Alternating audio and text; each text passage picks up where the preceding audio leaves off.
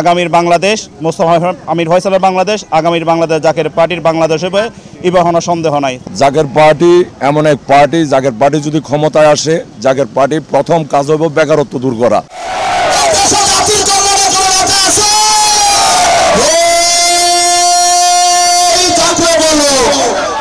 জাকের পার্টির চেয়ারম্যান আলহাজ মুস্তাফা আমির ফয়সাল মুজাদ্দেদির নির্দেশনায় সারা দেশে মাসব্যাপী সাংগঠনিক জনসভা ও র্যালির অংশ হিসেবে চট্টগ্রাম দক্ষিণ জেলার কর্ণফুলী থানার ৫ নম্বর ওয়ার্ডের শিকলবাহা ক্রসিং রোড সমাপনী জনসভা, র্যালি ও দোয়া মাহফিল অনুষ্ঠিত।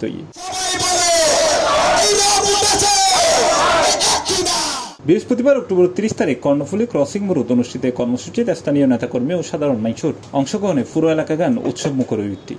এই জাকের পার্টি আপনারা যারা শুনতেছেন অনেকজন মনে করেন জাকের পার্টি মনে হয় নতুন একটা।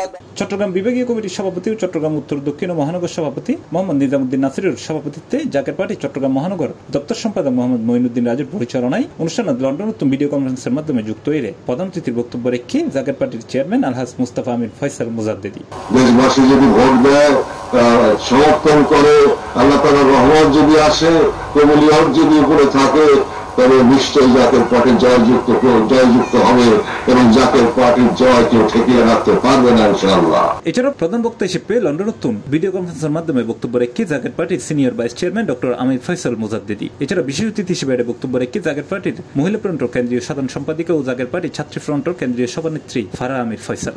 আগামী নির্বাচনে যদি আমরা দেখতে পাই আদাতের মাধ্যমে, আন্ডারস্ট্যান্ডিং এর মাধ্যমে ডামি অপোজিশন সৃষ্টি করে জনগণকে প্রতারিত করে বলতেন যে বাবা মাইলের পর মাইল হাত পাতা মানুষ পাবা না। আজকে সত্যিকার অর্থে সেই সময় এসেছে যেখানে এমনই মানবিকতা। এই সময় আরো উপস্থিত আছেন জাকের পার্টির জাতীয় স্থায়ী কমিটির সদস্য আলহাজ ইয়াকুব আলী চৌধুরী সহ আরো বোধকেই। বাংলাদেশে জাকের পার্টি যদি ক্ষমতায় আসেন, প্রথম বেকারত্ব দূর করবেন। জাকের পার্টির মাদক মুক্ত সমাজ চাই। জাকের পার্টি ধনী গরিব নির্বিশেষে সকল শান্তিকামী মানুষের পাশে দাঁড়াতে চাই।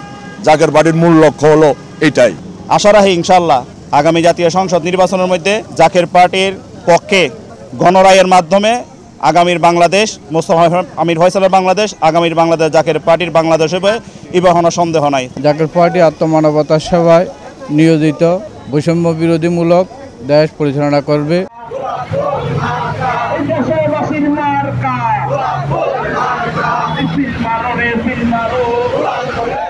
C plus TV, Chittagong.